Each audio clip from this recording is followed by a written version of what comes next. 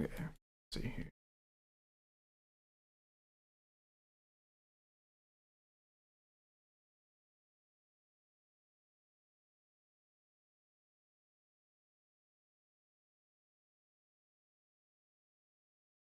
Okay, looks like I got sound to OBS. Try to get scooted up.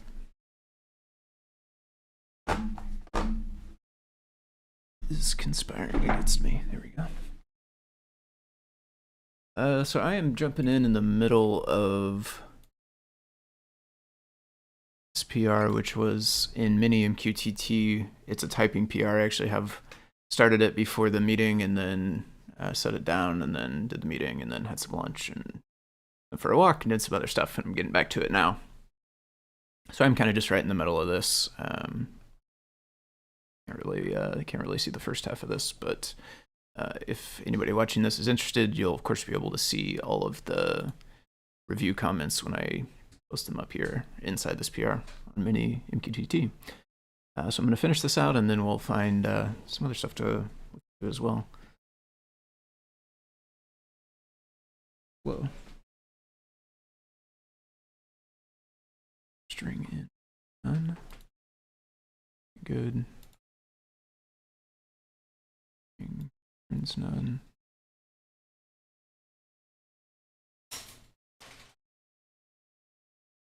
It's none. Then int.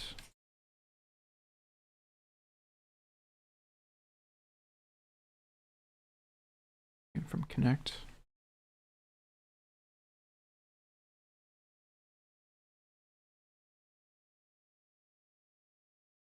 Just probably much further up. Let's look at it in here instead of trying to scroll around.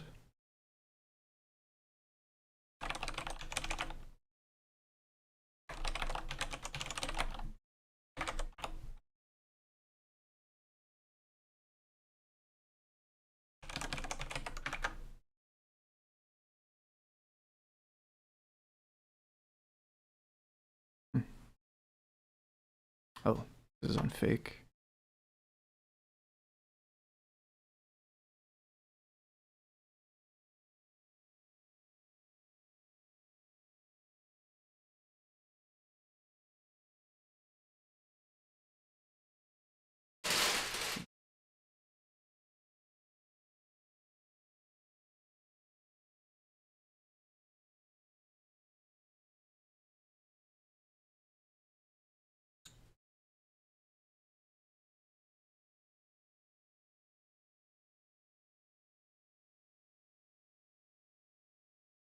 This is probably another one where this can be optional.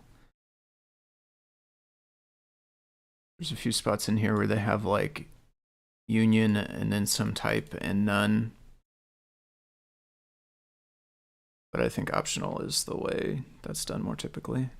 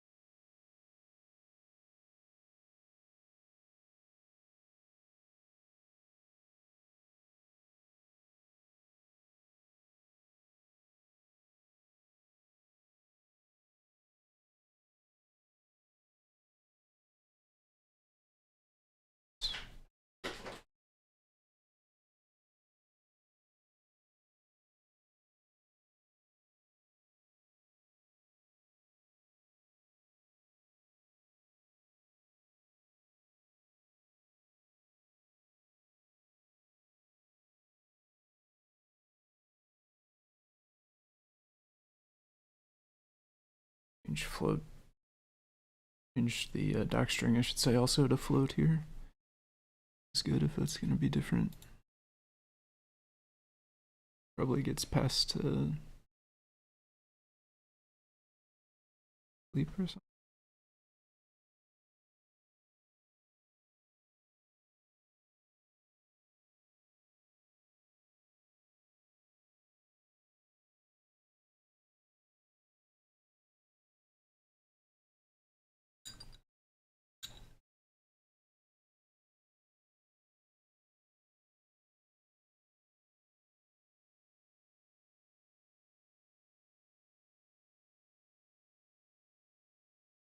Okay. And then I already put a comment on one of these union ones about optional, so I think that's just another one that will go along with it. I'm not adding comments to every place where that's at.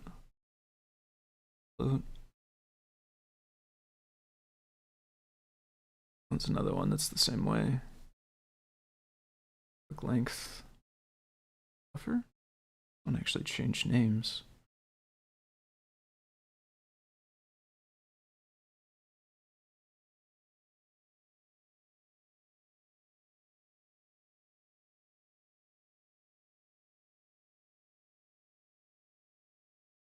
Two.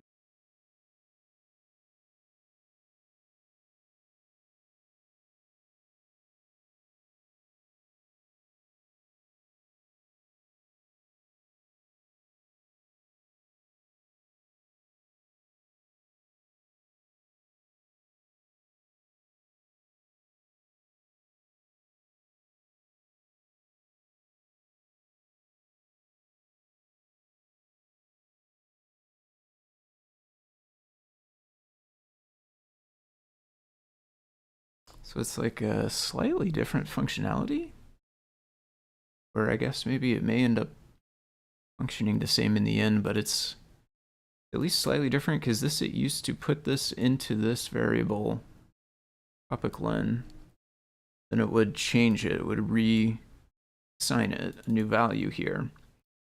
Whereas now we actually have a brand new variable that didn't used to exist, which will keep existing with the value it has. This one's still being assigned to the old name topic len, which means we now have two. We actually could reference that one again later on, which is different than the way it used to be written. You would not be able to reference that anymore, or you wouldn't be able to get the prior value out of it, I guess is a better way to put it.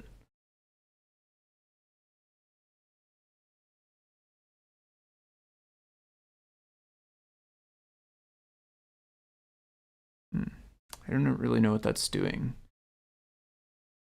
It feels like it's doing, is it? I know what that's doing. It's like flipping the bit shift the 0, then bitwise operator on the first. Buff. Another one. So actually, basically the same thing going here. This was length.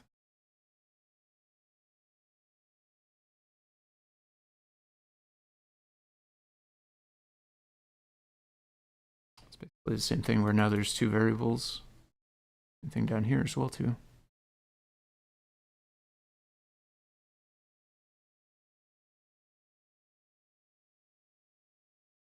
One thing I'm going to do is test this version out. I don't see any reason why. Like, nothing jumps out to me as like being problematic with the new way, so I don't anticipate any issues, but we'll try it out. I don't see necessarily, I guess, just an attempt to make the code more clear, kind of, since those, or it was kind of just reusing that same variable. I'm not sure I understand the distinction in the new way, I guess, though. Like, one of them is the value, one of them is the buffer, I guess, but then it's like value out of the buffer, I guess.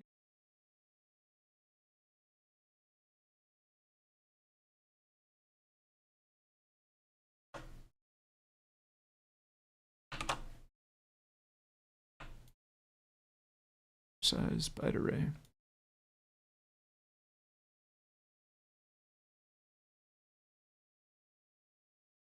Reads the exact number of bytes from the connected socket will only return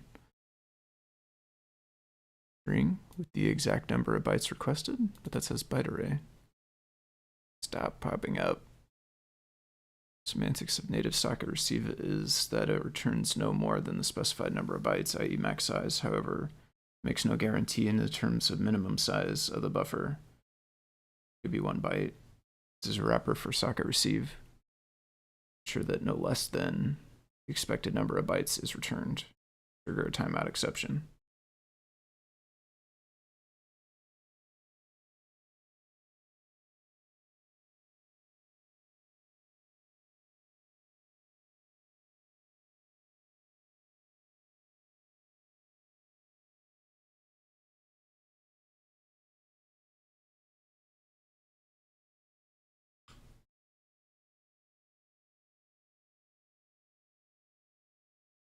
I wonder if this should say byte array.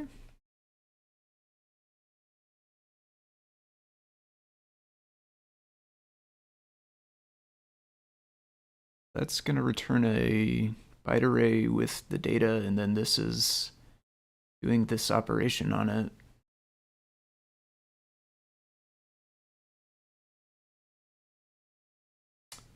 It'd be interesting to add a print statement and see what are the actual values it has, and then maybe if I could see the input and the output, then maybe this would be a bit less mysterious to me.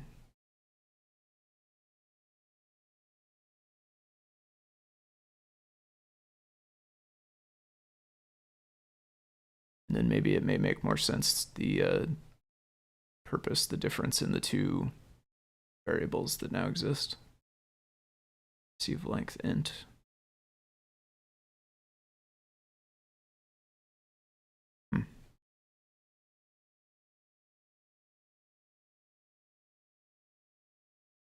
Got removed, I guess, because it doesn't matter because this ends up returning a byte array, which is getting, well, not directly set into here, but first byte is getting set into here.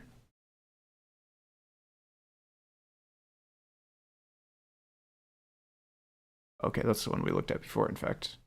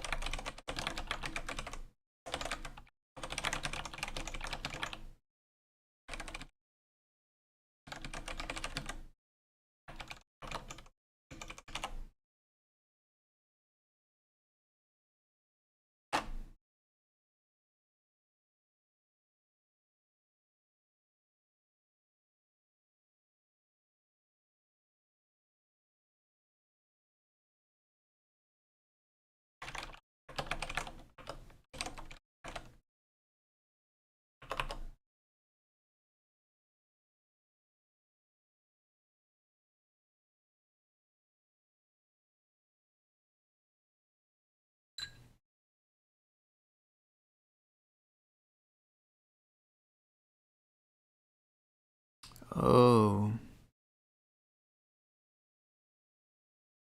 Oh, wait. Okay. String is the name of the variable.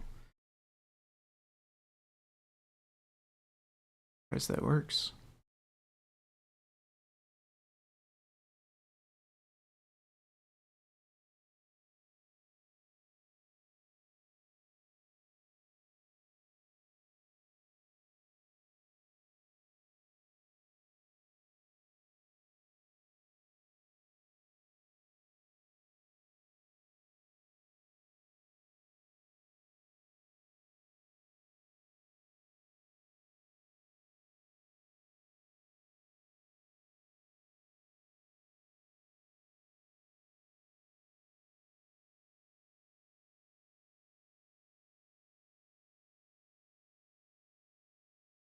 Returns MQTT client session status as true if connected.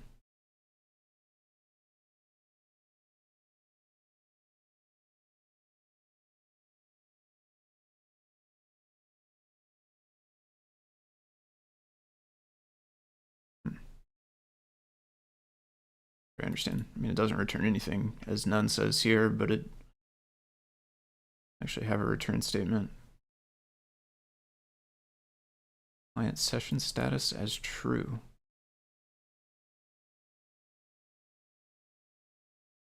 Disconnected Boolean.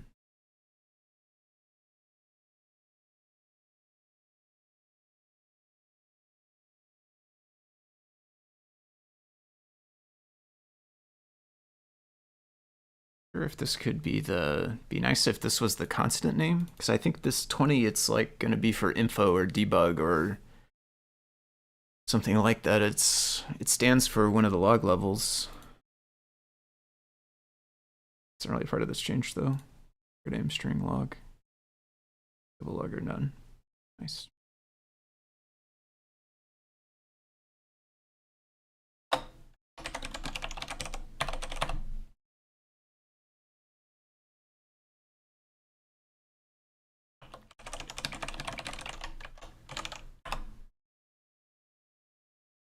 It's the right person, right?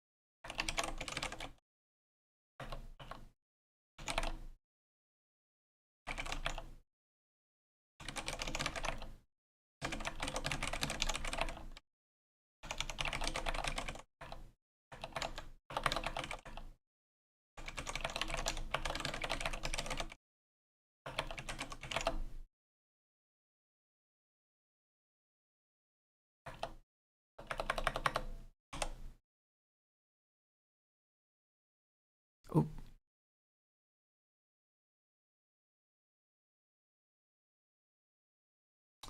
One of the things I want to check is the way these ones have, so like variables, like fields on self, they have variables, properties, or whatever these things are, typed, whereas like the majority of the typing we do is actually just function arguments and returns.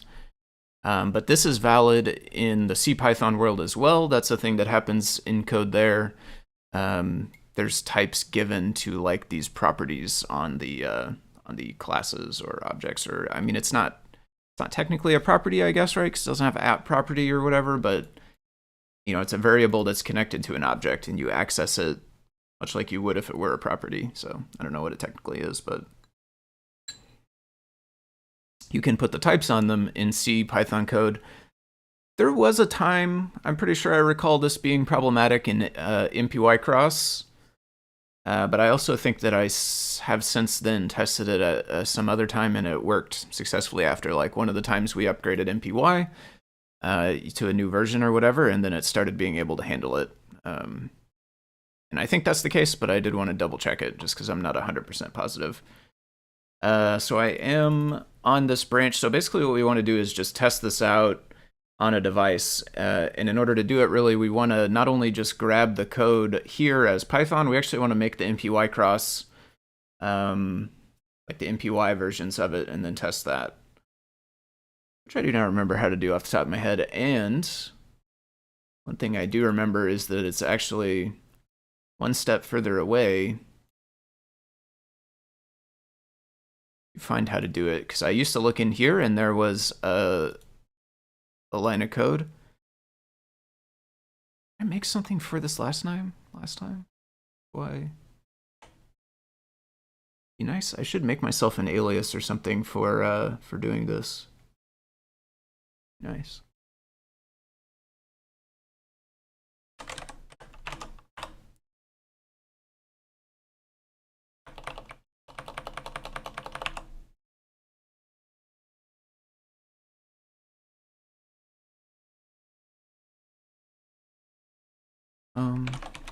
PY. Oh yeah, you know what it does is it uses bundle. Yeah, this one. Okay, yeah. Python build bundles. Yeah, and I never know for sure what to put here, but I always guess, and it works out all right. So same thing today. So I'm already on the branch that I want to make the MPY file for. I'm going to run build bundles, file name prefix. This is saying steps repo name, outputs repo name.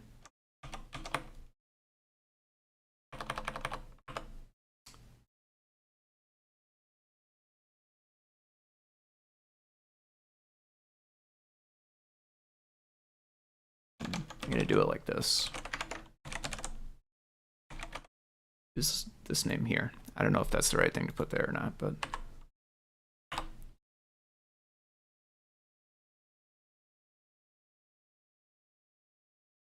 cross stuff.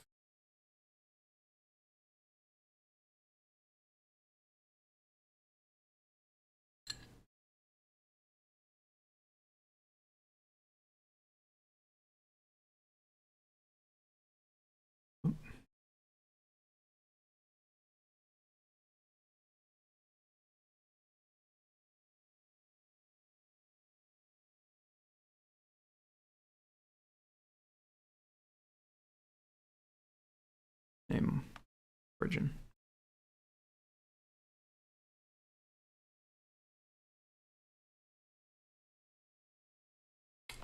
Well, I mean, it made a build stuff anyway, I guess. I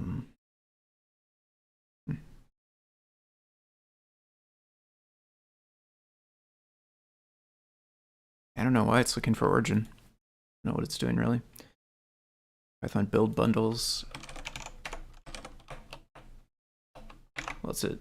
What was it? CircuitPython. Curious. Python build bundles. I'm curious to go maybe one short hop down the rabbit hole here. I've never really looked into the build bundles thing. I don't even really know what this thing is.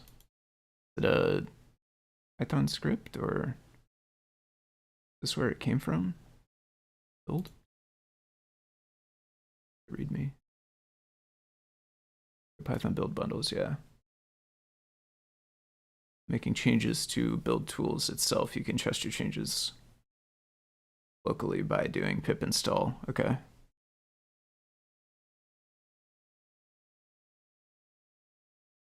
It's Python.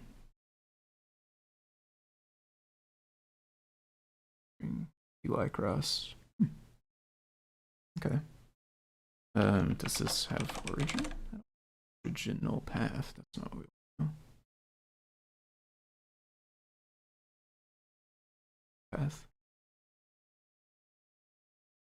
Scripts. Bundles. Origin.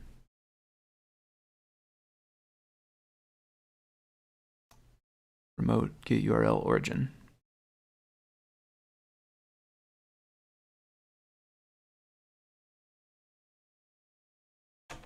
I assume this is what outputted the error.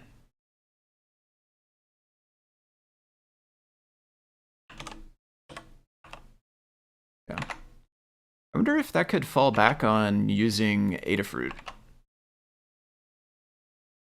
It'll always be origin inside the actions, which is where this runs. But it'd be kind of nice if it could work with Adafruit for local. Guess you don't really do this locally very much anyway, though. Matter. Okay. Just need to peel back the curtain ever so tiny. I think that doesn't matter for us, though. Let's see. What did it make? As long as we got an MPY file in here. Yeah. I think that's probably fine. I don't think we need to worry about it. What it was going to do with that one. The last one. Looked like that was maybe something with the Python one. Or it's maybe something to do with get module name.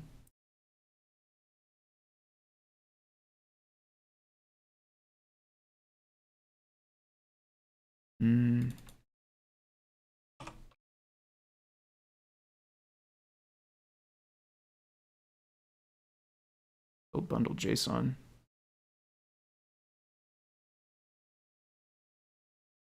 think it's for that.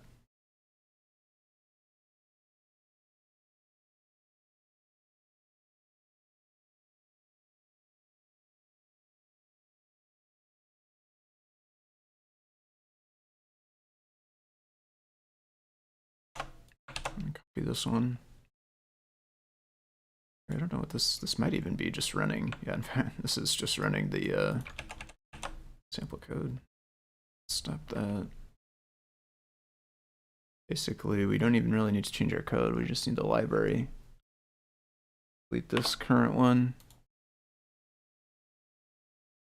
I'll let this run just to make sure that it actually fails because it doesn't find it. Just make sure we're actually looking at the right copy of the library. This one in.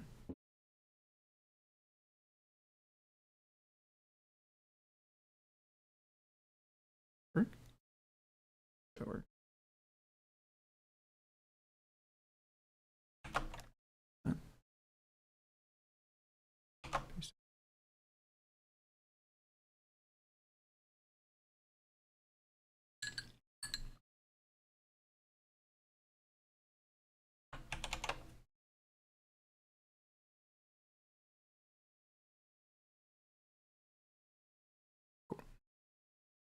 Open over here, yeah. This number is, it's sending this number right here. And also flip the switch, and then the next time it updates here, it'll tell us the current position of the switch. And then this will just count upwards. So this number will just keep going up over time. So yeah, that seems good. No problem with either the MPY build or the or those new variable names. Well, I should say no problem with the MPY build or running. The two things that I was unsure about being the typing of these fields and then the way those couple of those variables got new ones created with different name.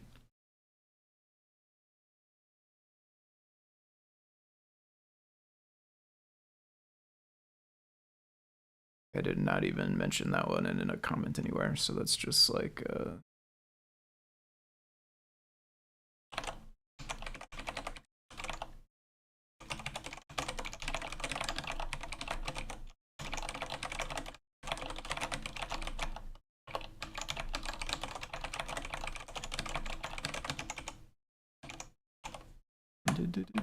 we got too many.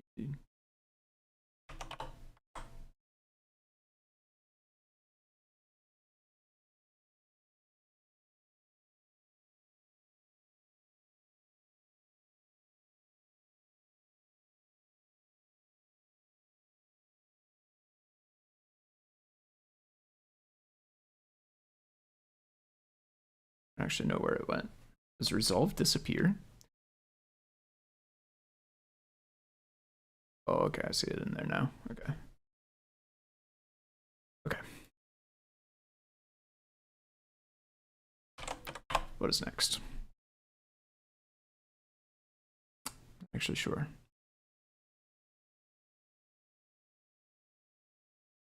One thing I want to look into is it's going to be in the, well, boy, I mean the bundle, I guess, and the Learn Guide repo. I want to try to get a scope in mind for how big of a project it's going to be to update the display.io APIs, how we changed it to use instead of display.show. And then you pass in the group. Now we have the property for root group. 8.0 stable is live. And we still have backwards compatibility, so it's not broken the old way yet, but at some point I assume that will get removed. But now that 8.0 is stable, we can kind of start updating the examples and stuff.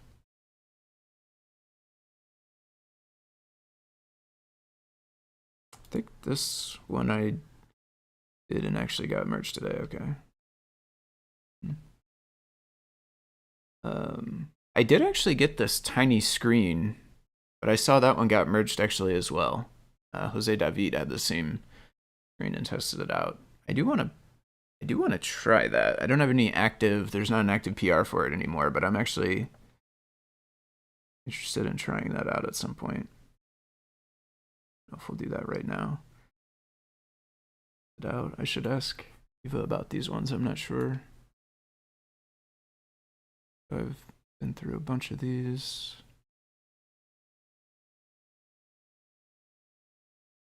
God, I don't remember ECF or what that is.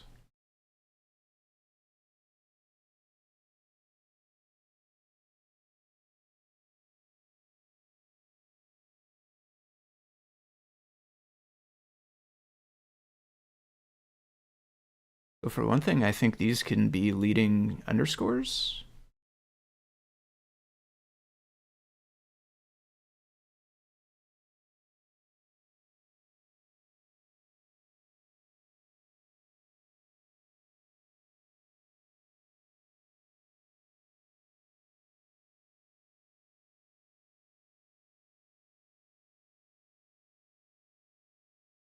This gets back to the memory size stuff, which I do want to circle back around to again, like MPY size stuff that I started out a while ago. I'm pretty sure the leading underscores here make a difference.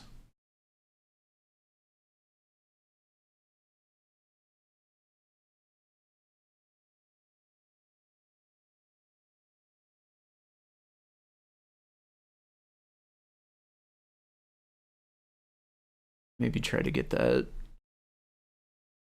size measuring stuff working again and get a comparison for this one. Might be a good one to have the comparison on.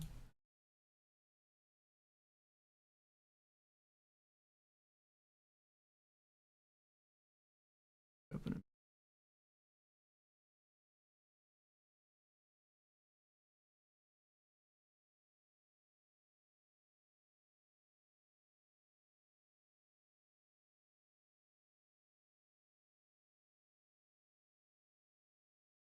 PR.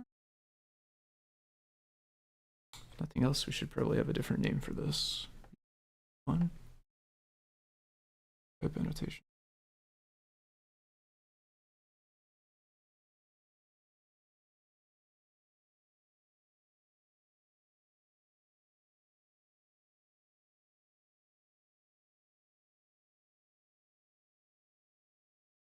I requested on that one. For him for now.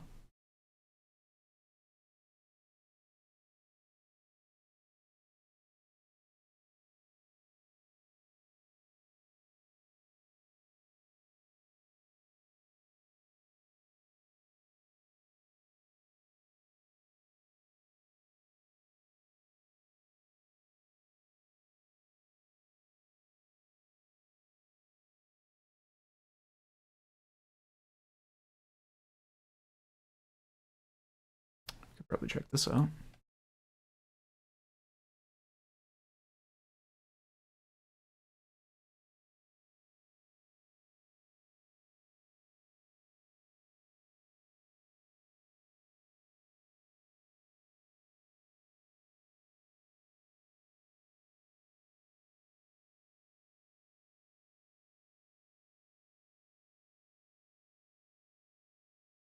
Although I'm not wired up, it'll take a minute to get the PN. What is this? 532. It'll take a minute to get this thing wired up.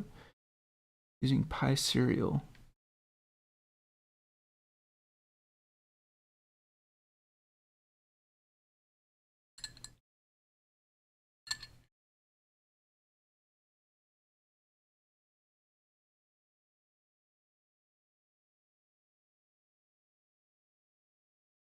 Using serial.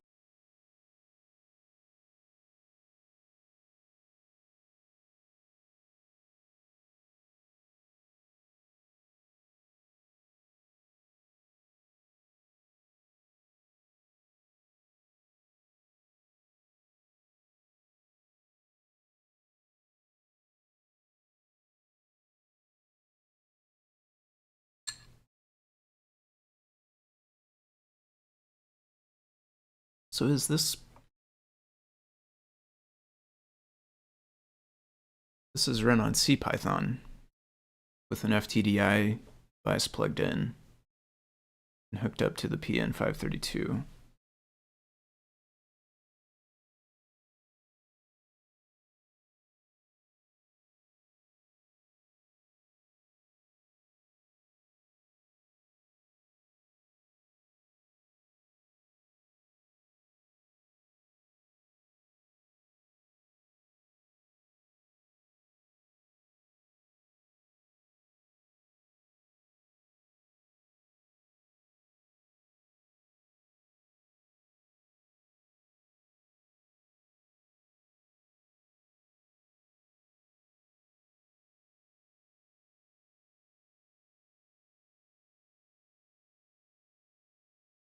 That is actually on a, no, that's on a non-CircuitPython.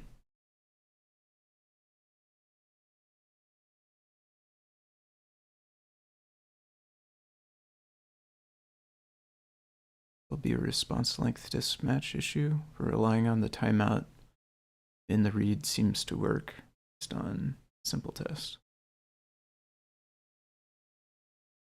So if I understand right, Carter tested it by doing this after the change through UART mode, thereby proving that changing this 2.1 instead of 100 is not breaking it for CircuitPython.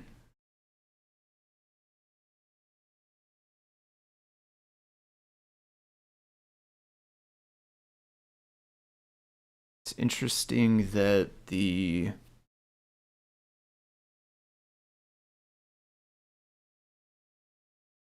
out is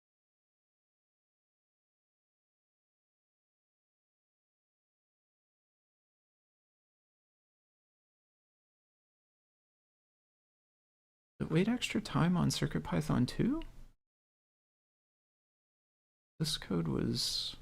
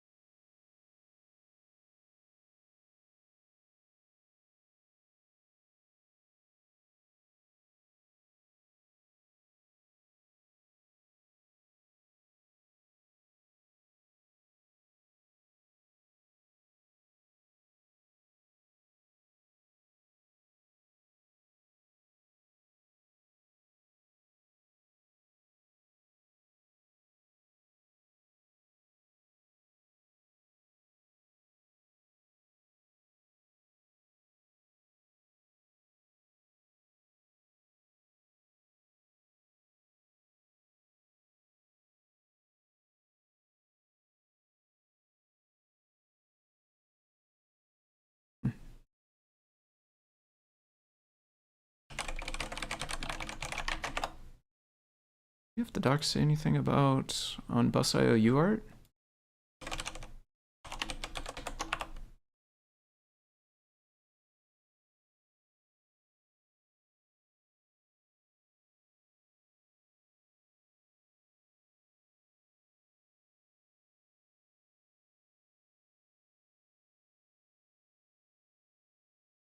Oh, 1000 right here.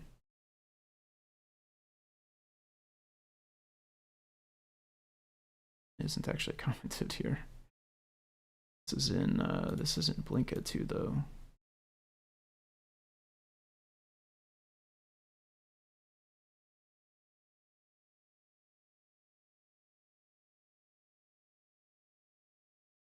Oh, these are functions, not the arguments. We just don't have the, yeah, we don't have the arguments, so there's more of that 2-column thing.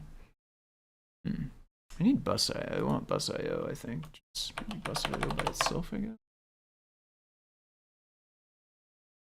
I'm interested in the core doc strings.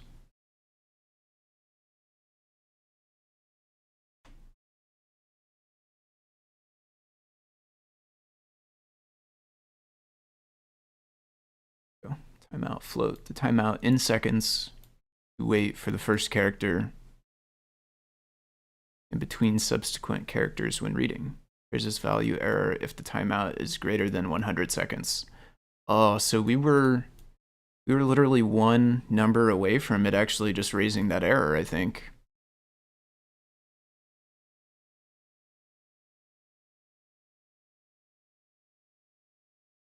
Oh boy. It changed from 100. Okay. That definitely matches the doc strings.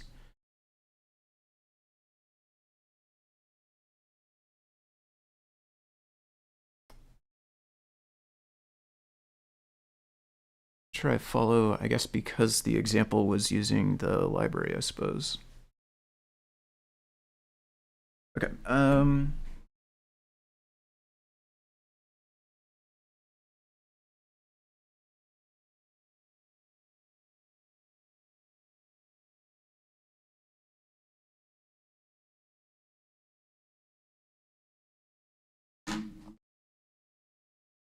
right up.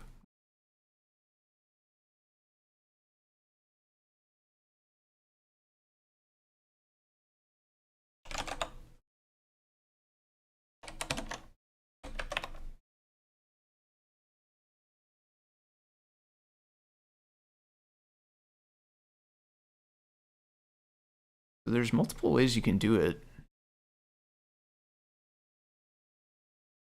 You can do spy.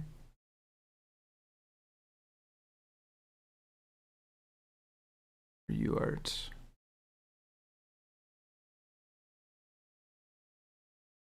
Jumpers actually matter.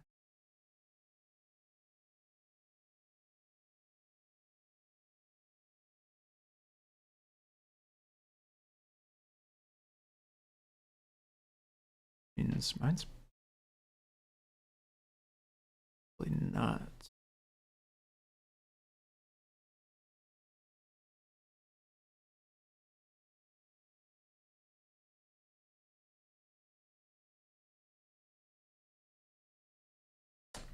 Okay, I'm gonna run and grab this thing and take a look at the jumpers and figure out if I'm gonna need to do some solder wicking or soldering or whatever. I feel like what does it recommend? I feel like I did. It recommends one example. Don't recommend. Oh, but that's on the Raspberry Pi. Okay, this is Raspberry Pi. Fair enough. So it doesn't apply. And it doesn't really say here. It just says here's the 3 options. So I guess let's look at which one's uncommented in the example code. Probably.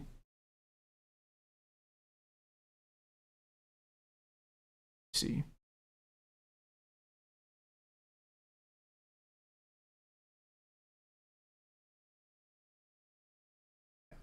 I2C. That's probably what my one of the bits that will change. That's probably what my it should look on this page actually. Timeout. Is this anywhere else? Passive target. It's not the initialization. Okay. It's the one spot. And this one I'm pretty sure this one is coming from the GitHub file simple test, so that will actually just change as part of this PR. It's actually changed here. Then eventually learn we'll pull it in automatically. Okay, I'm gonna run and grab my scanner thingy, this NFC thingy, and see how the jumpers are wired. I may have to redo them.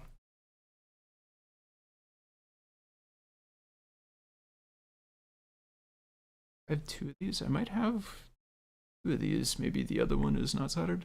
Anyway, I'll be back in a minute. Maybe we'll do like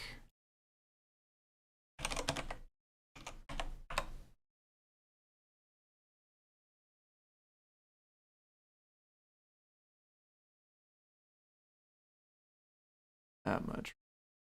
This fast one again. Start.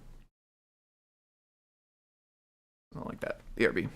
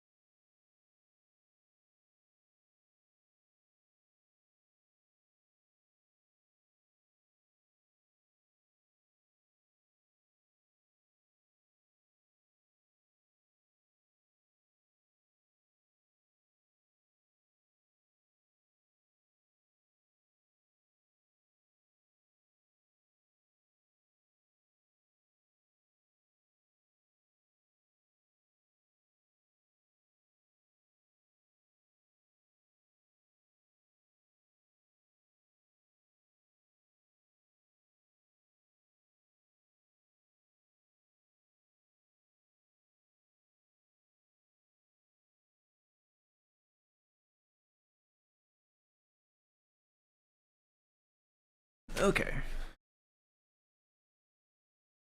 8 minutes back. Went better than expected.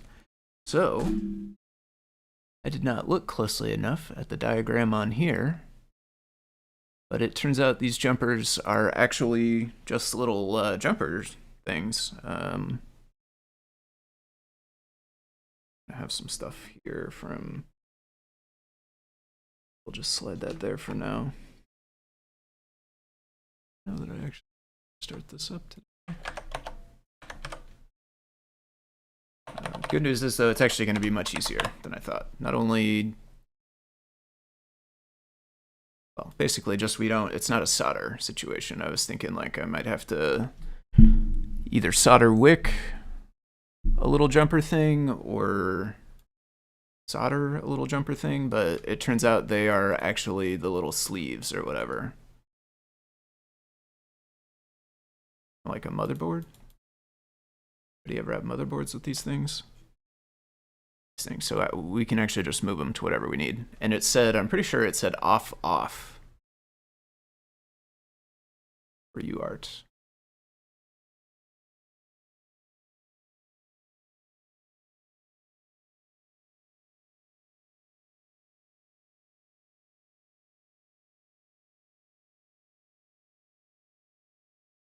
Yeah, which mine's currently not in that state. Mine is, right now mine is on off. 0 is on and 1 is off. We're gonna move 0 to off.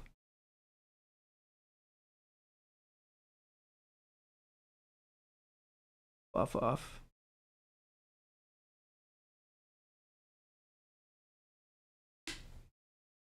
It's in here.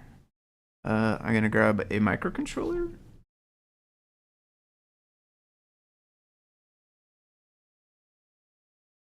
Gonna grab a microcontroller.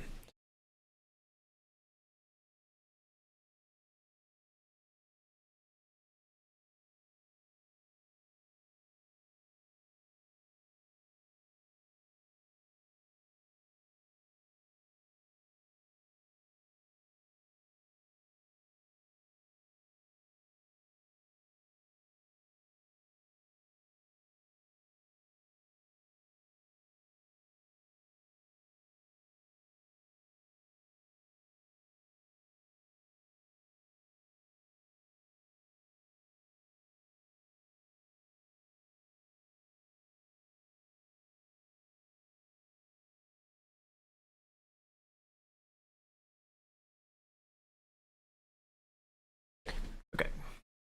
Two choices, actually, we'll see. Grab this itsy bitsy NRF, because it's got pins, so we could put that in. Actually grabbed this also. Got the old Arduino Uno form factor, which is nice because I can just use, I don't have to push it into the breadboard. It's sometimes hard depending on how many pins it is. I'll try that to start with. Plus, I did never use this device that much. ESP32S2 Express. Quickly got into feathers and mag tags and other ESP32S2 things.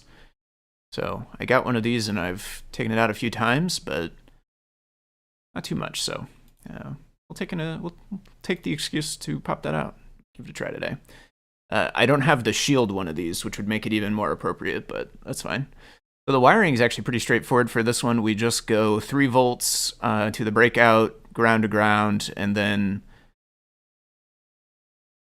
RX on the microcontroller to TX on the breakout, and vice versa, which is super straightforward.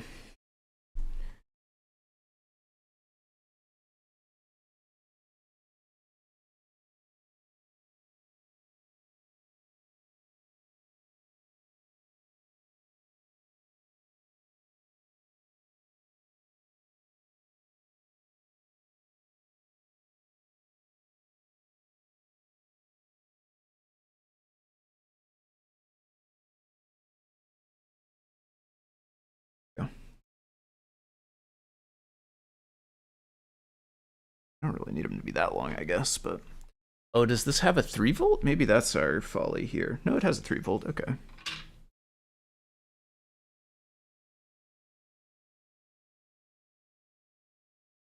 We'll have to pull it back to count though. So.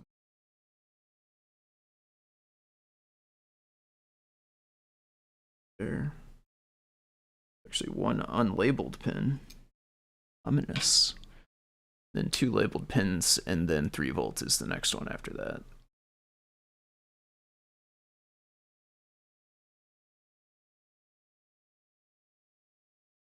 Ground. I'm just going to use blue for ground.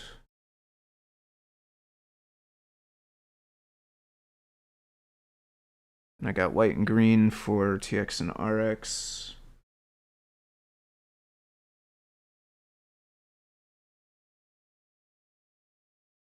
Exposed on here. At least it's not labeled that way.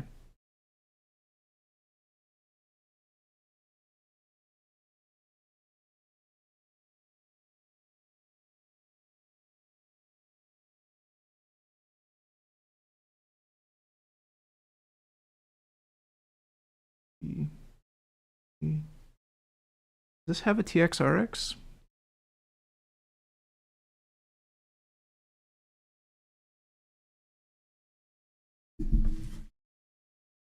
Only time for a disk straightening. Okay, over here.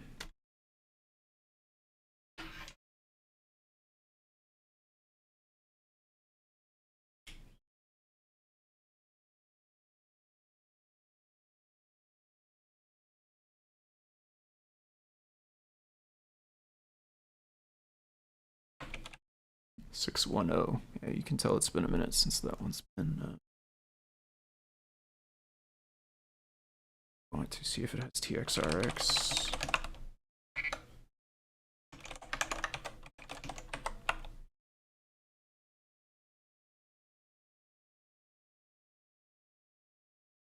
And finish printing.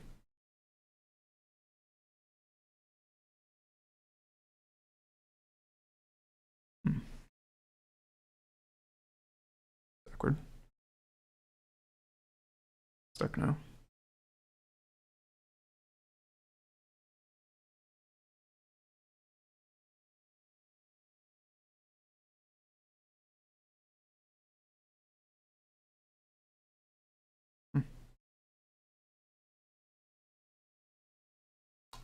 Okay.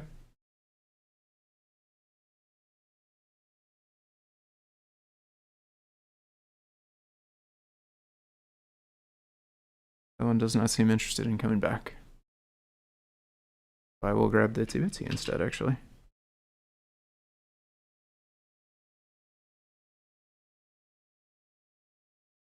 I'm sure we'll have to get troubleshooted another day. Just loading a new version of CircuitPython is probably a pretty good start on that one, but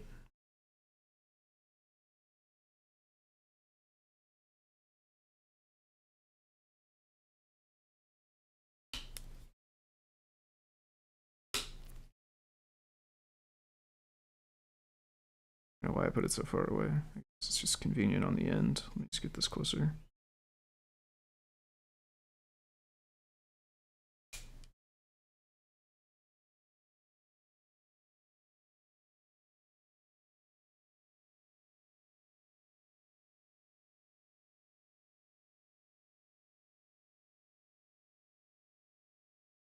Around 3 volts. I'm gonna go green for TX, the microcontroller. Leaves white for RX on the microcontroller.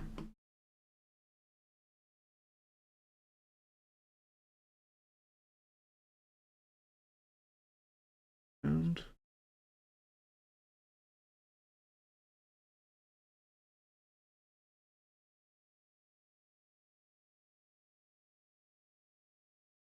volts.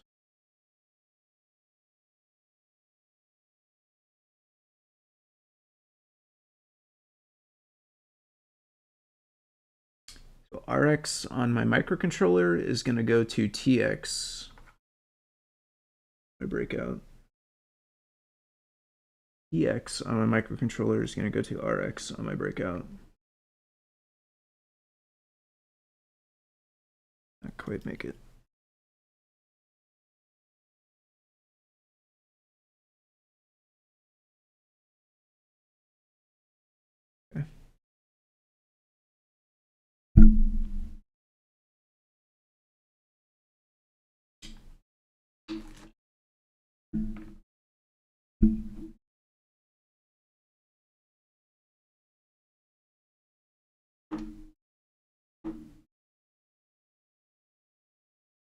also probably on some very ancient version. 7.0, not bad. We'll update. Start on something for. Oops.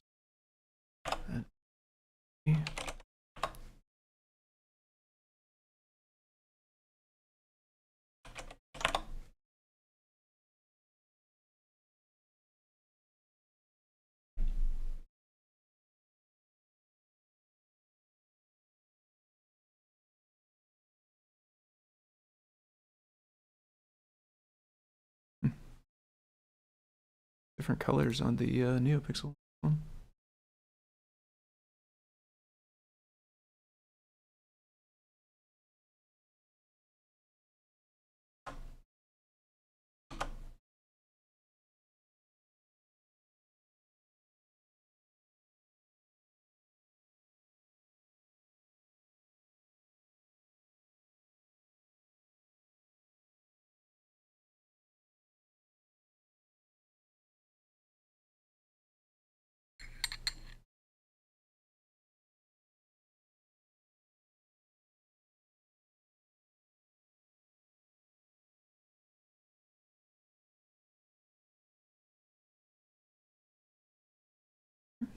CircuitPy.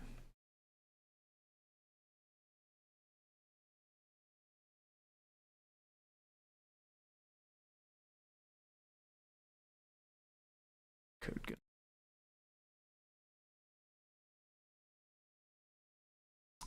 You know what it is? It's KMK keyboard thing.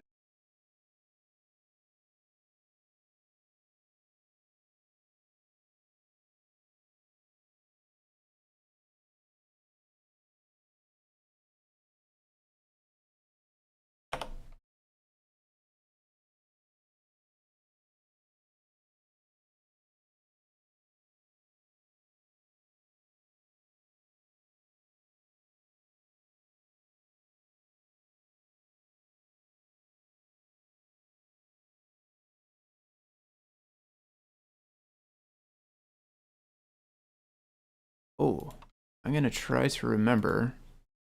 Well, I've already done the hard part. I'm gonna try to do this such that it will not use origin. How come sometimes I get that thing?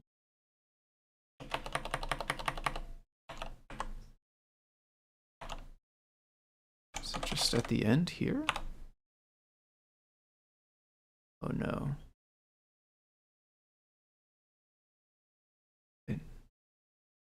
Vote?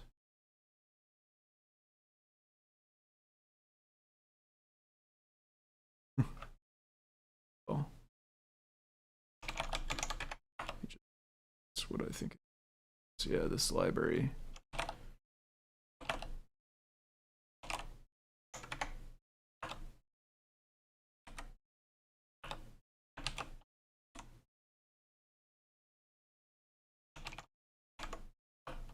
Huh? Would that be right protected? Oh, because it's inside Git, I guess. Okay.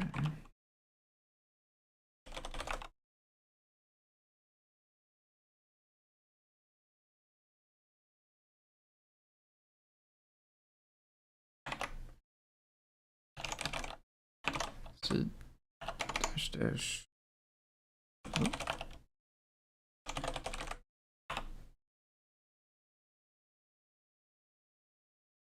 No.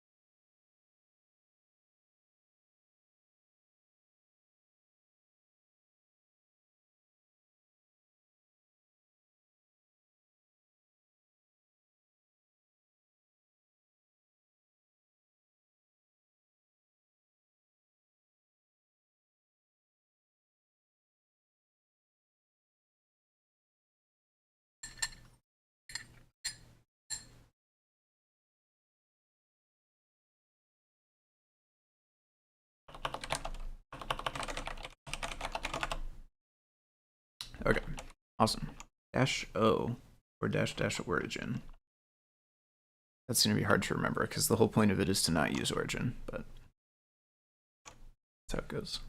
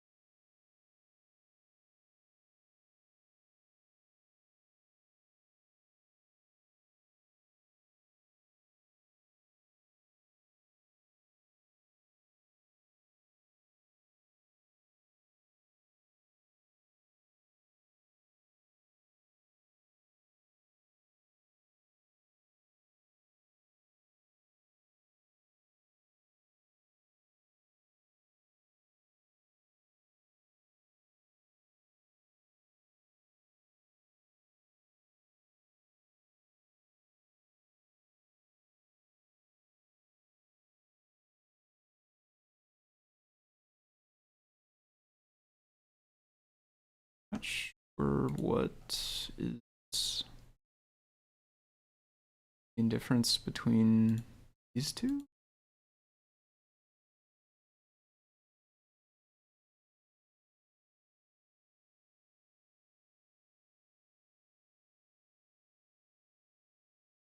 IRQ pin. Inside simple listen, it uses the IRQ pin. We do not have the IRQ pin hooked up, so we should not use that one. Just simple test.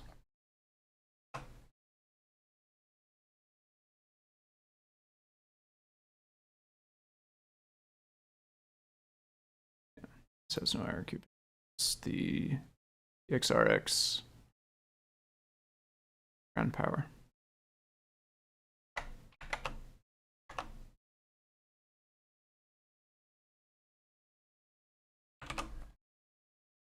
But we don't want I2C. Don't need reset pin. Don't gonna use rec pin. Instead, we're gonna do this one, this one. Fix the import.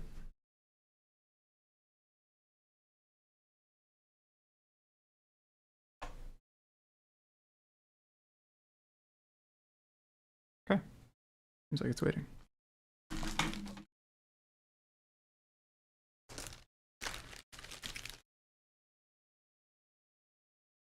Nice.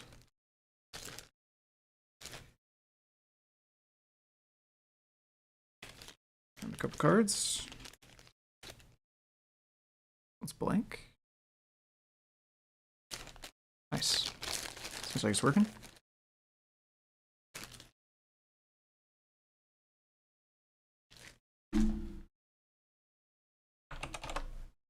Okay. BRB. Gotta run to the restroom. Be right back though. Yeah.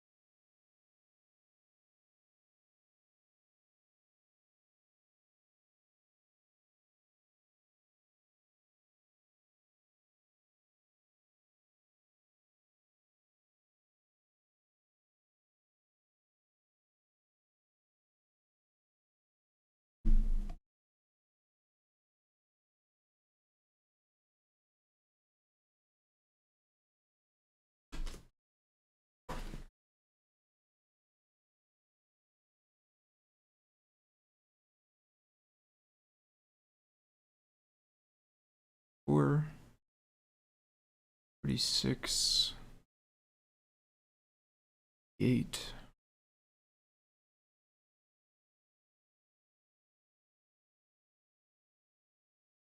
I guess should we, I mean, I suppose we could put 100 back and just validate that it doesn't work, although I guess as we see now, it probably does work, just more eventually.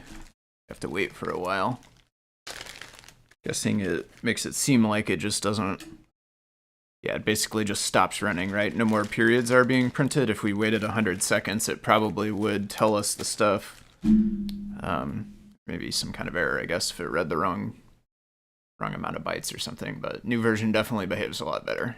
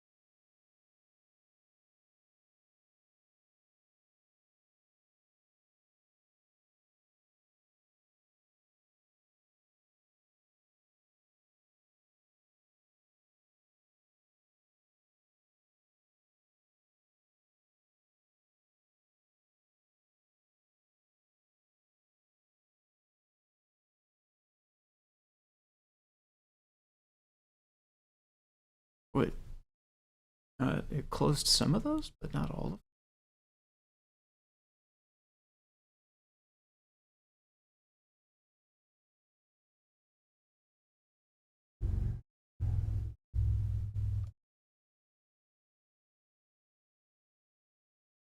Maybe the first one, I guess. Okay.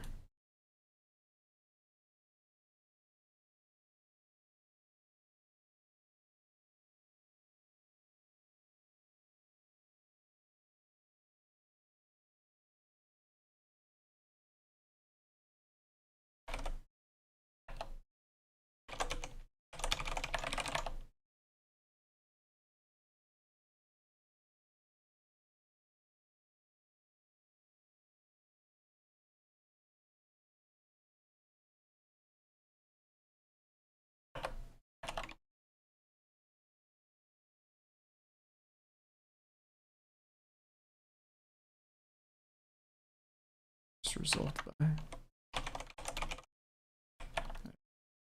doesn't really matter.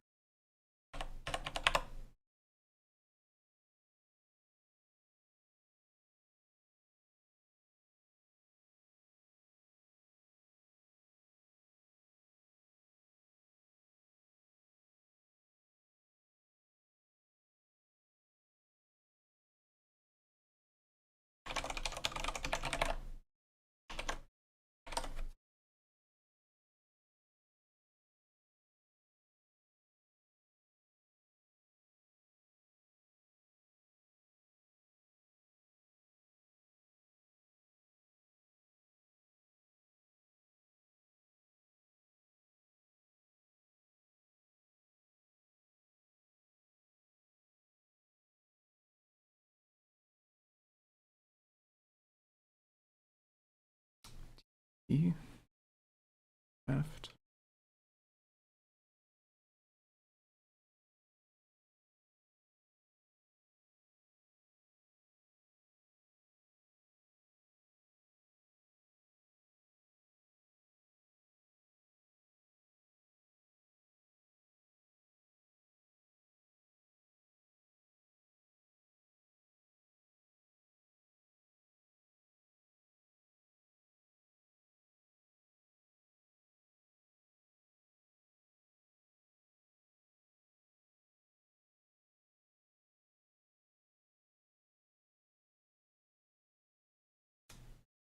It's new string.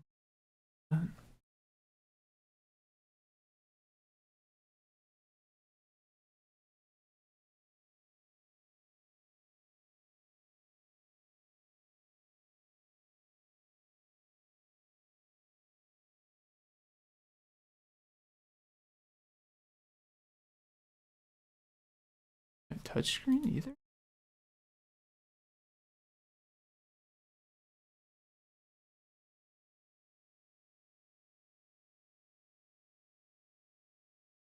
-O. -O this time. I can do it before that? Does it matter if it goes before or after the URL?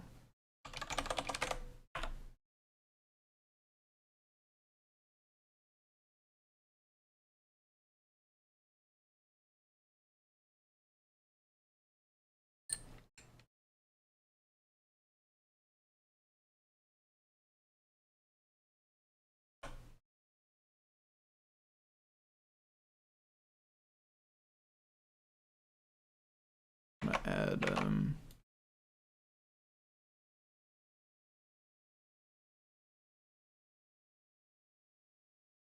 pretty.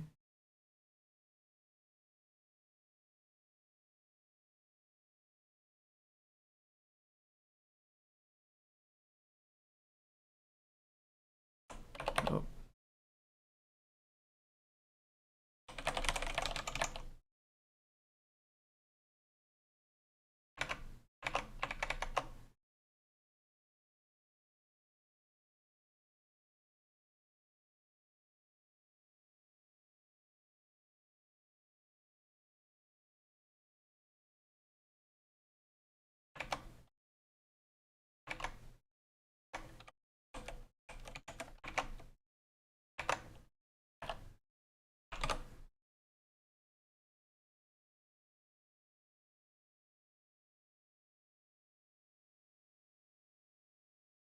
Kind of want an alias command that would let me like run a command and paste a URL, and then it would extract this portion of the URL and use that as the name here.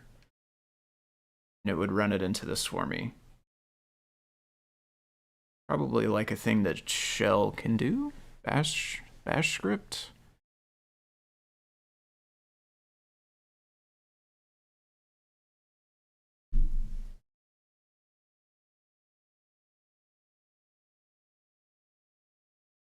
Surge to do it for now.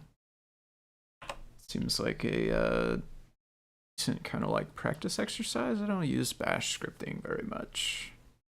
Arguably, I would say I've never really written bash scripting. I've tinkered with some. And I've done some aliases, but I don't think that's really what we want to fetch. I could have it fetch also. That would be nice too. I pretty much always want to fetch after I add. It's okay, sometimes that just needs to open a second time to refresh. Oh.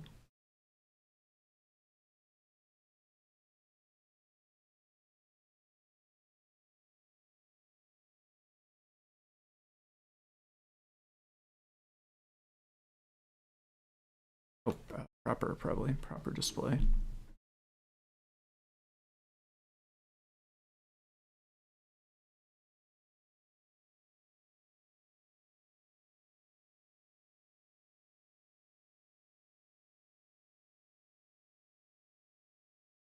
Dippler. I've never actually added a default display. That's an exercise I want to do one day as well, is take a display that's not actually built in and make a custom build of CircuitPython that initializes the display so that it can access it as though it's built in. Just as like to figure out how to do it, basically.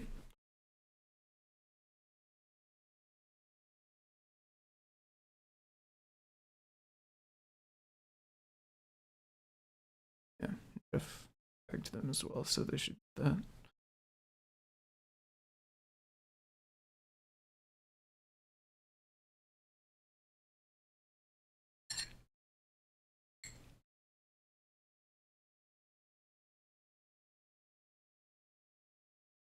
Actually, I'm glad I report for Jeff, I guess, too, for sure, because I would not have known the answer to that. Truthfully, my advice would be copy, go look at another one, which would have involved just comparing multiple files, try to figure it out.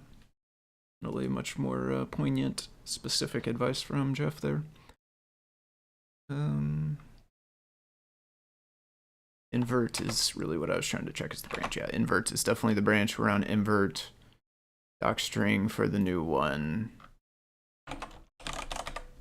Invert pressure. Param. Boolean.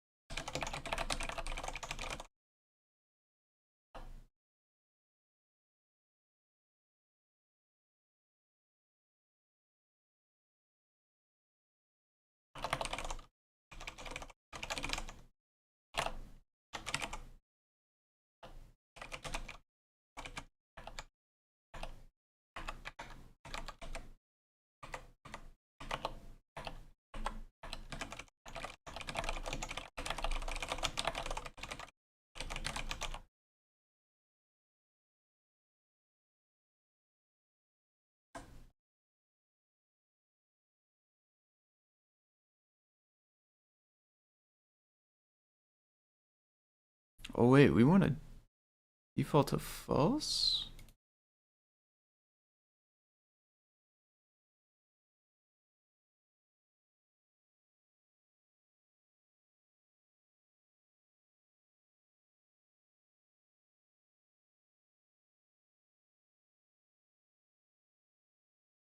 Oh, the old way is inverted. The new way.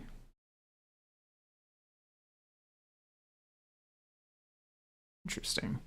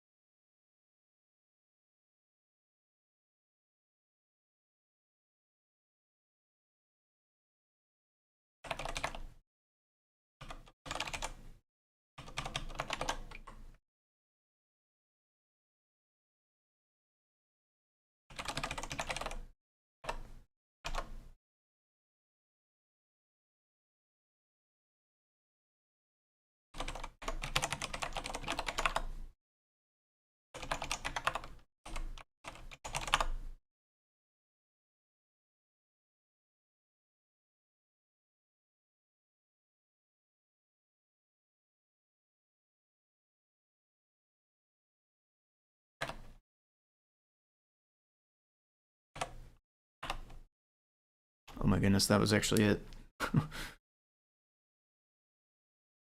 I was not expecting that to be the thing that fixed it. What was the error?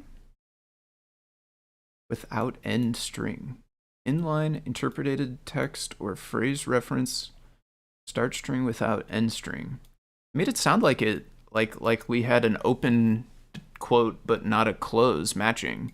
I guess maybe is how it interpreted it, I suppose, but we had the close, it just needed the space after it? I don't know. Glad that actually worked, but I was not expecting it to.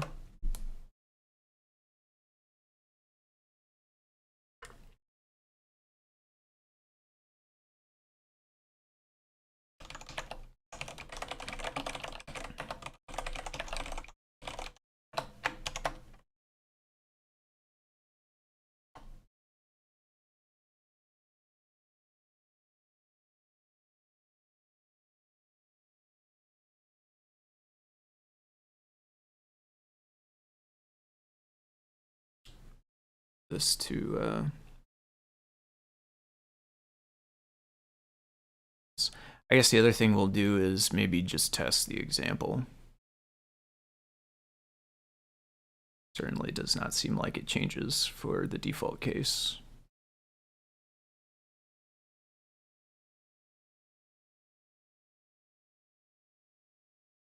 PyPortal Titano.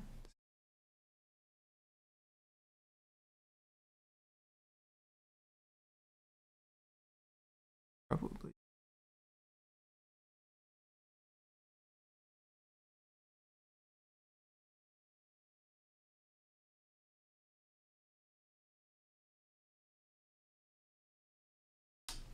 And try to grab a regular PyPortal.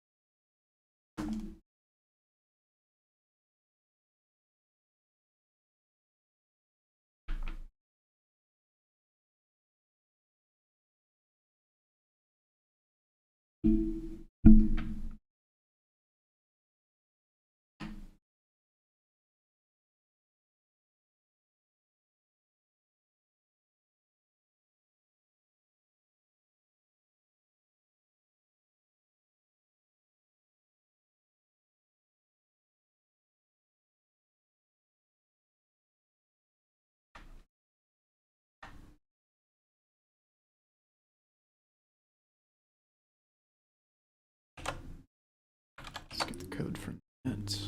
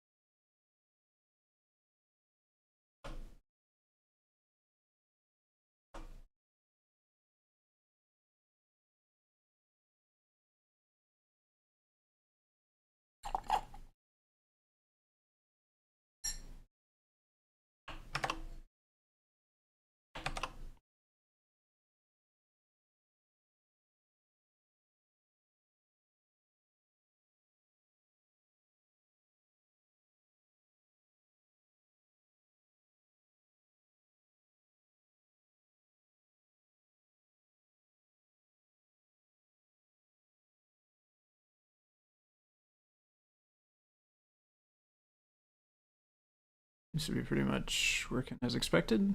I guess one thing, I think pressure value is the third one, so maybe something we could do is go back to the stock one and just make sure we're getting roughly the same numbers. Not like negative or something weird.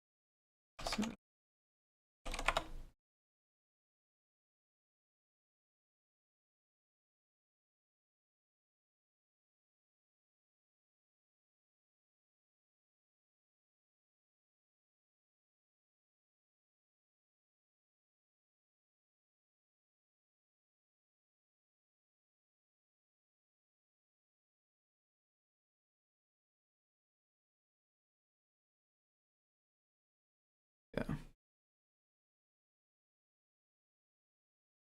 Maybe like lower in some places. I think that is kind of coincidence. Pressing that hard. Actually, like sometimes I'm able to get it to register. And kind of lightly touch it and run it down if I try to. I think that's all that's going on there. When I touch it kind of the exact same way as I was before, I'm getting kind of the same range, which is about the like 32,000. I mean, basically the upper half of this range, basically like between 32,000, 65, 40s, some 50s, some 30s. Go lower if I want, but it looks like basically the same numbers.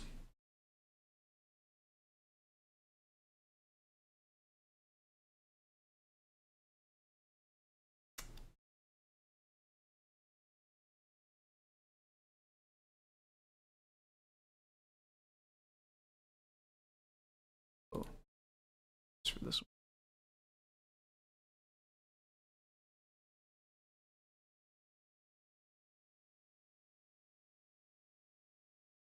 This one's kind of an interesting one. Oh boy. It almost feels like a bigger,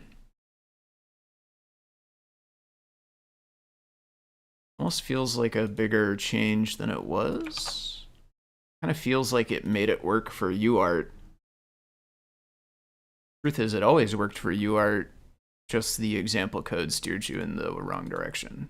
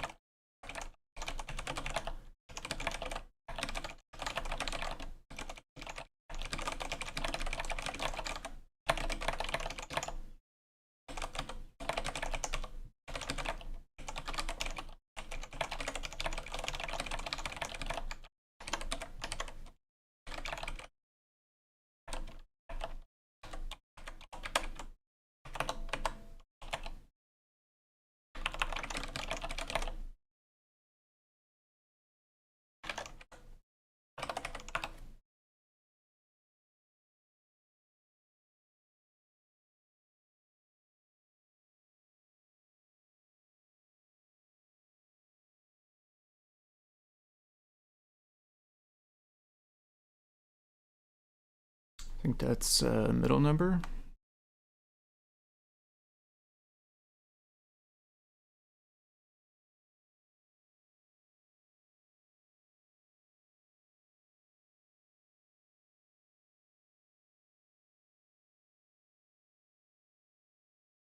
This one.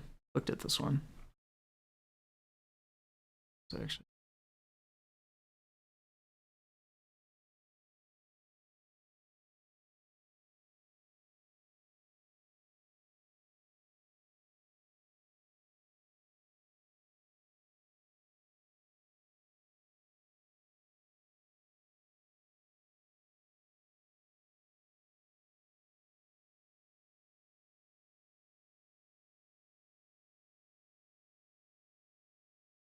First, the calibration. Does this sound like the wires?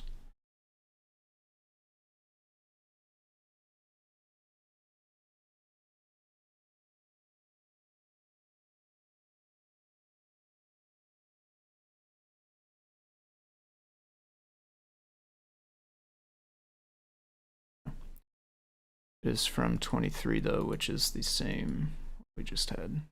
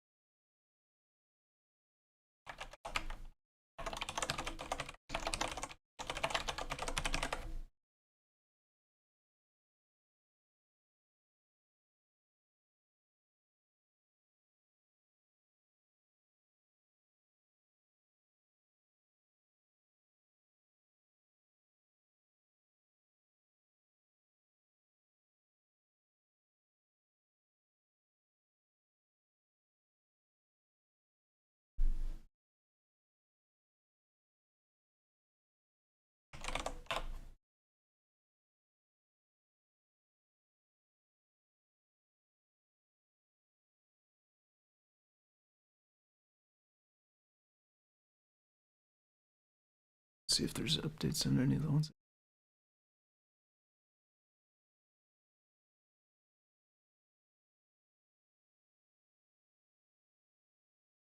GUI thing?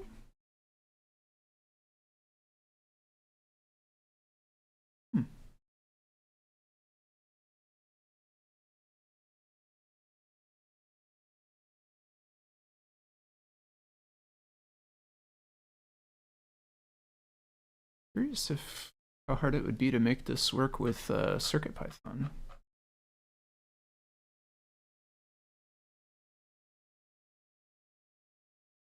The LVGL thing has got some pretty nice looking UI stuff.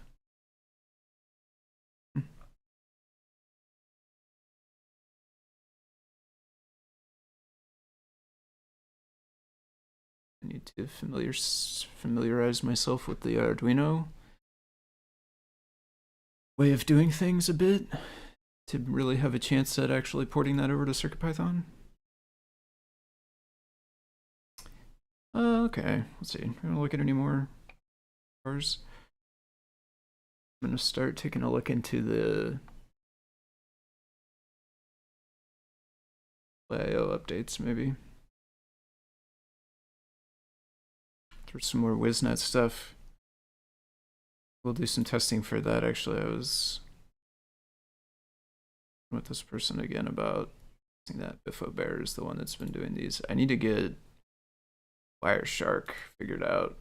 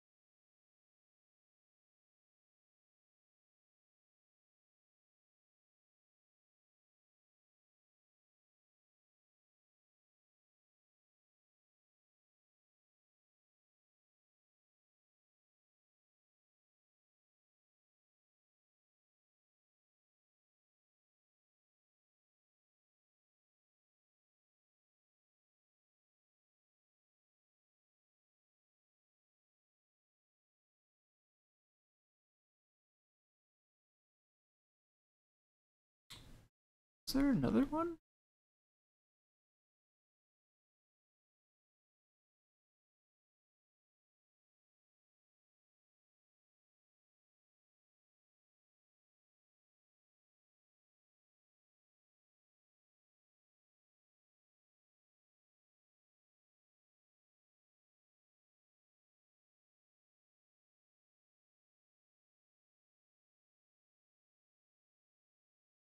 Yeah. Okay, this is what I was remembering.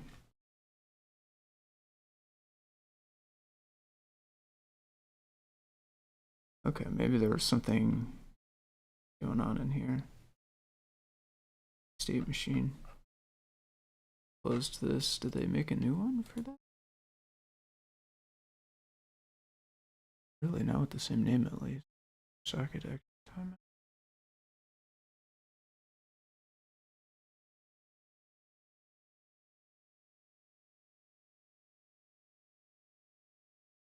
Any of these say 94?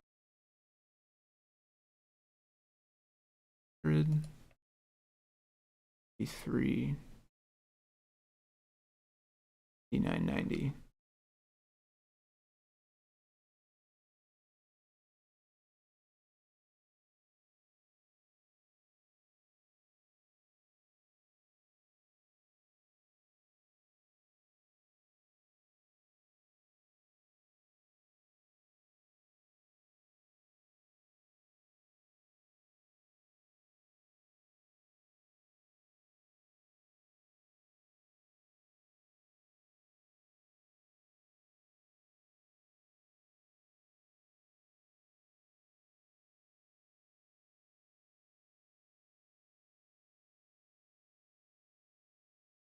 Version updated.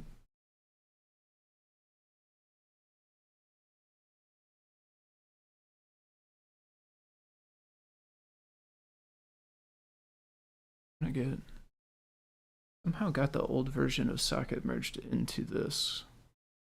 Closing the PR while I sort this out. Okay, so they'll come back eventually. Okay.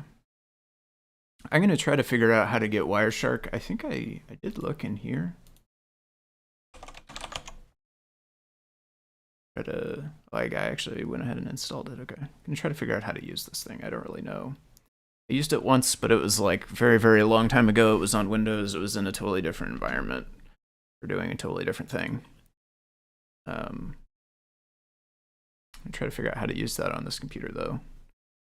Be of better help testing some of these things, because a couple of these things are just like weird in my network. I don't know why yet, but this person's willing to look into it, and that will help them do so, having those logs. There are a couple more of these tests on the WizNet hardware. It's set up for right now, fairly quick. I do have to run to the restroom again, so I'm gonna do that. BRB.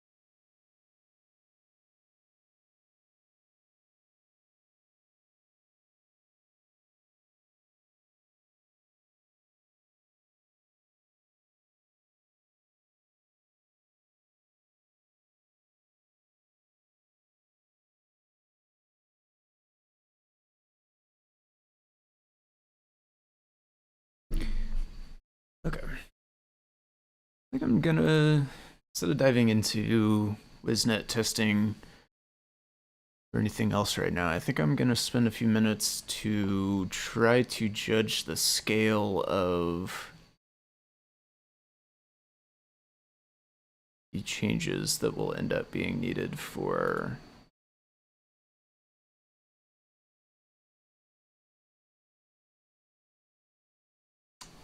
updating basically all the example code for the new display IO API.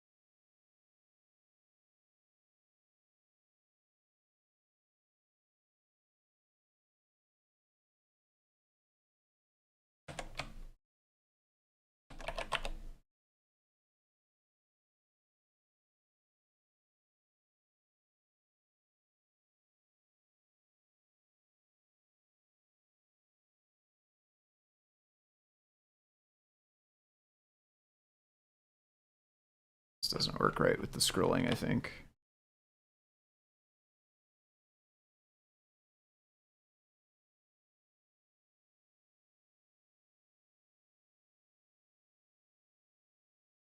What is this? Why is this getting called so many times?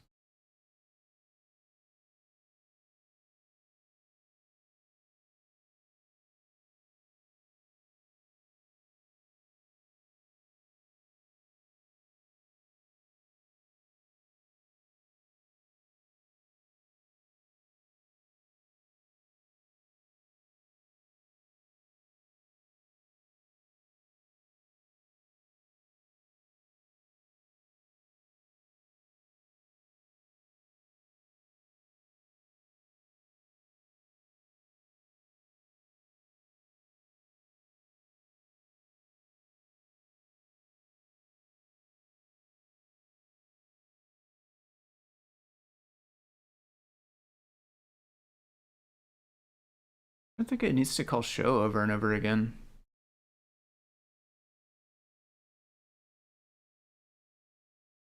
Pretty sure all of these things, so like it's changing stuff inside main group and then it's calling show. But I don't think it needs to do that. I think it can just go, it can just like, for instance, this, it could just append this to main group and then it wouldn't need to call show, I don't think.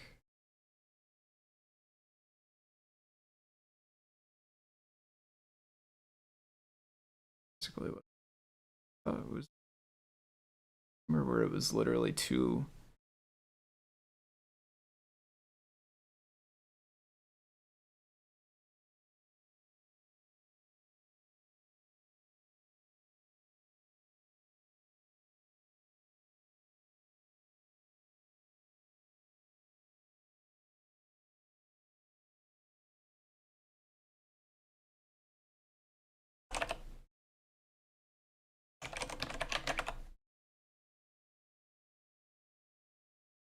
C.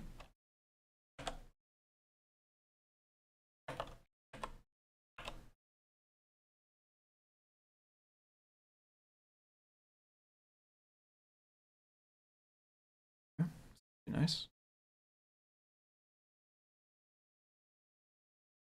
Technically, we could still miss stuff because this relies on the display variable being named display with a lowercase d.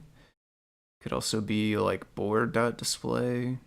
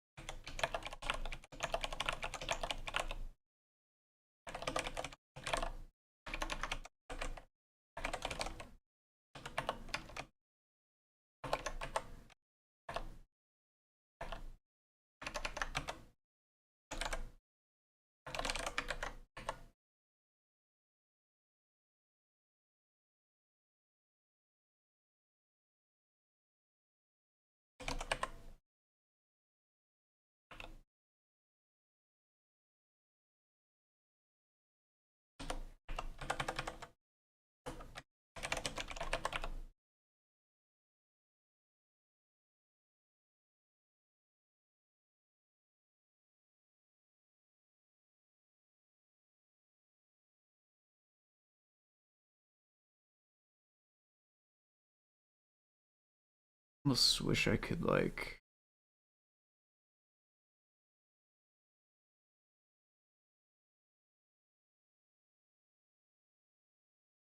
have it omit this.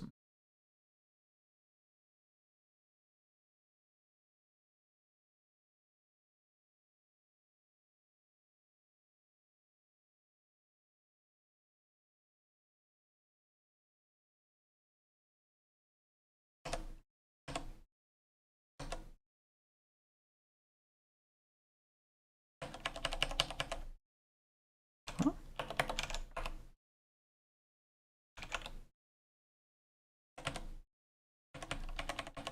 What? Why not type here?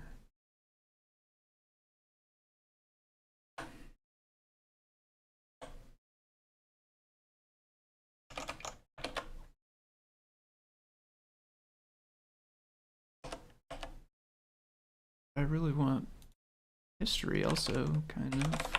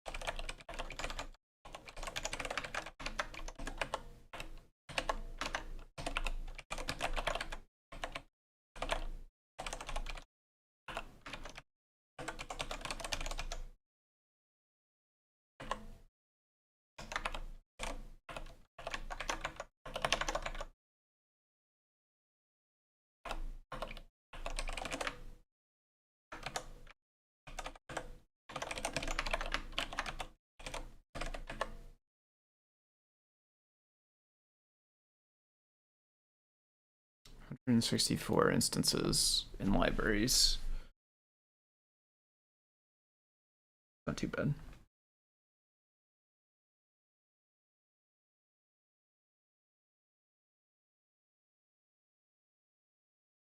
Um,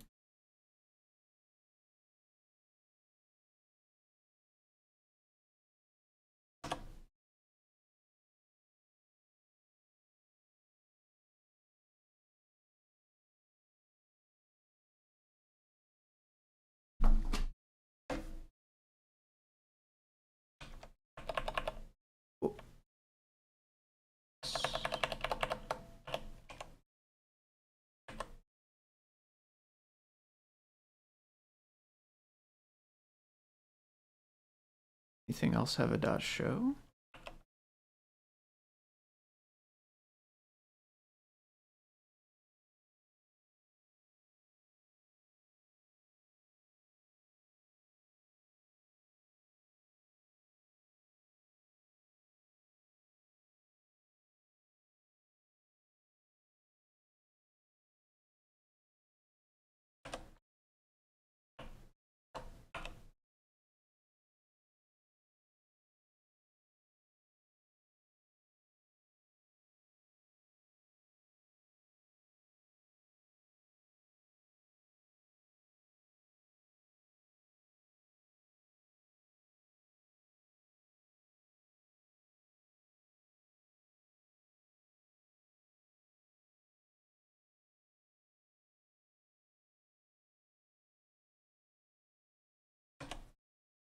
Oh no, that's broken again.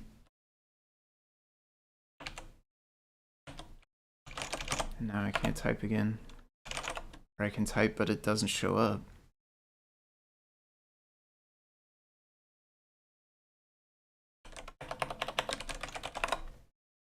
Ruining some history timeline here.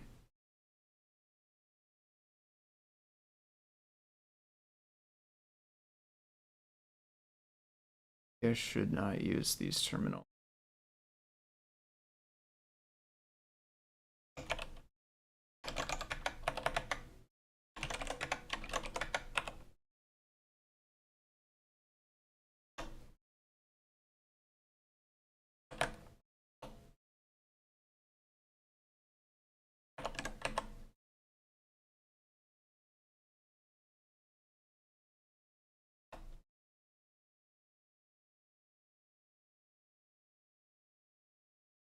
Pixels.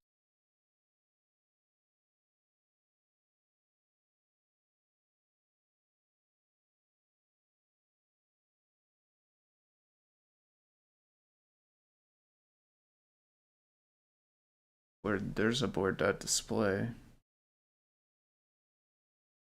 Can you do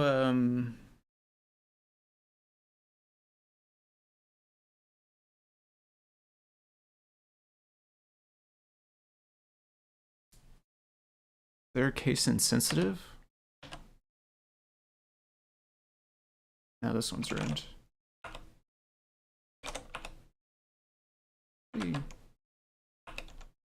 Wish that wasn't happening.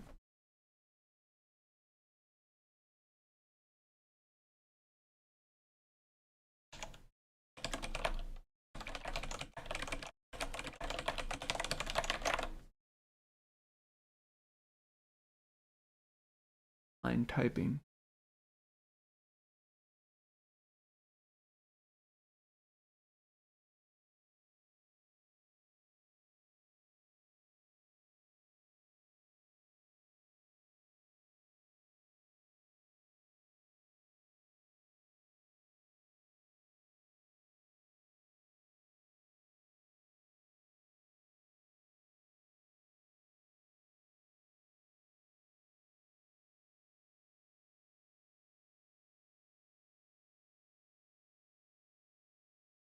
So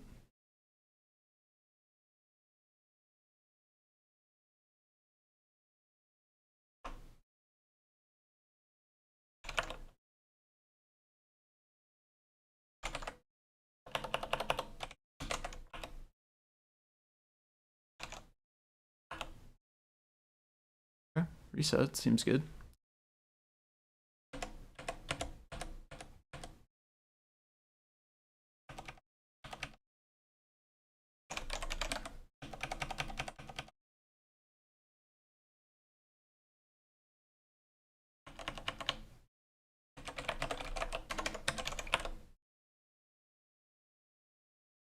lowercase I.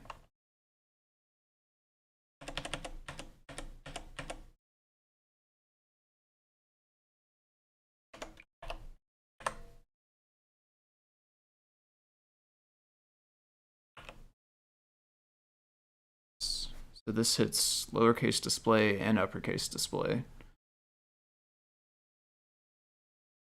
This is all the neopixels. So technically there still could be some where the display is given a name other than lowercase display or shouty display. Those could still exist. I don't think they're likely. I don't know that we have a great way to find them.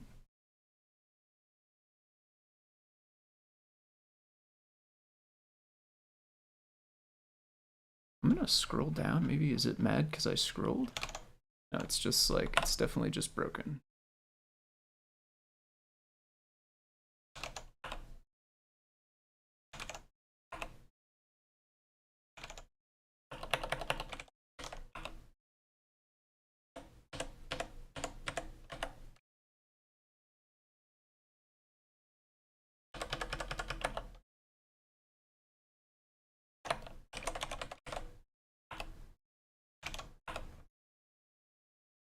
Something to do with how much it's outputting. Maybe that's like outputting too much stuff to handle it.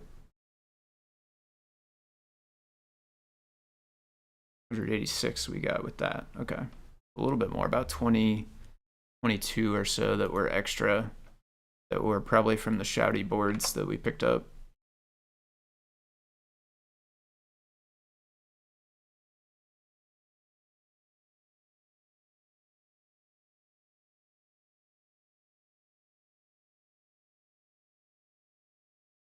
This one doesn't need, well,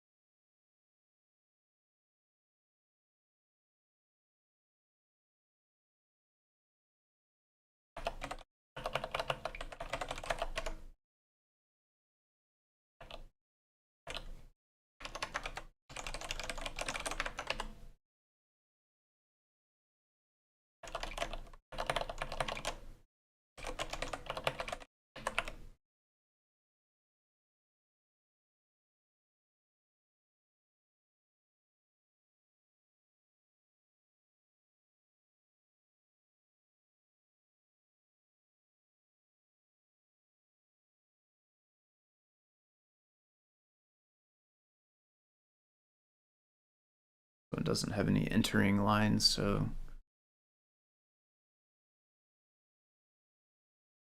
every line in here will need it.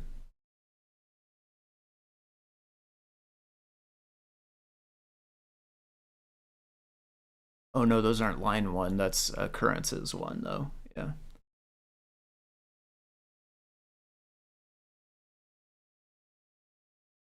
Interesting. About 200 also from guides.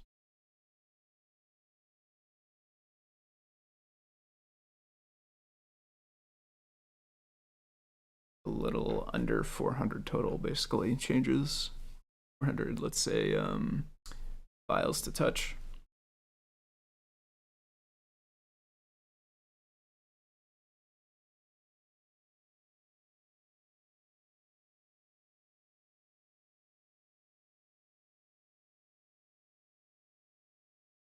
I'll probably try to make something that can do the bulk of them more or less automatically and then just be able to look over it on a commit.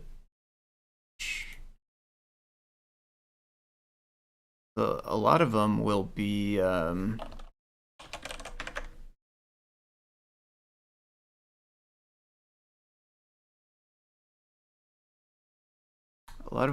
like display.show. So theoretically, we can go just change it to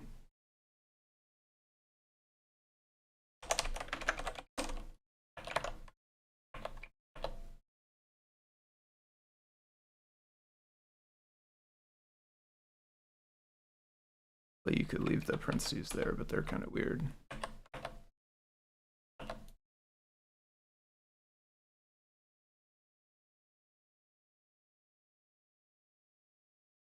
It's regex probably to cut that out somehow.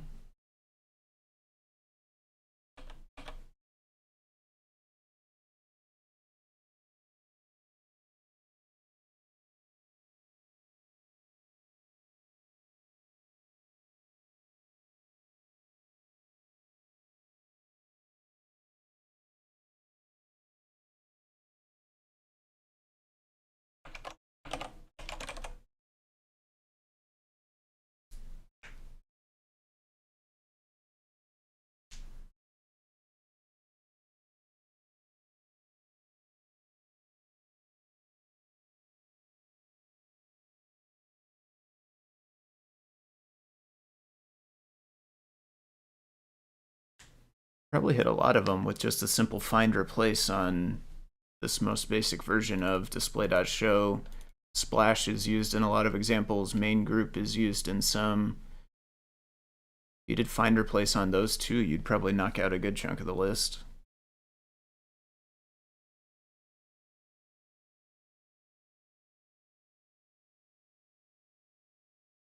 Okay. I think I'm going to dive into starting the changes on them right now, but I wanted to do a bit of tabulation and try to figure out the scale of what we were looking at. So looking like around 400 files to touch. But I think a lot of it, like I'm thinking hopefully the vast majority of those are going to be some kind of find replace relatively automated thing and just look over the list of changes, make sure nothing is super crazy out of whack with them. That'll be something I get started working on here in the next coming week or two. I think I am going to head out for now. But on the hunt for a snack, I think I'm going to go find me something else to eat. So thanks for anybody who watched along. I hope everybody does have a good rest of your day today and a good week and all that such stuff. I will be back for certain on Friday for the deep dive. But I may pop in sometime before then. You know how it goes. You can follow me over on Twitch if you want the notifications for that.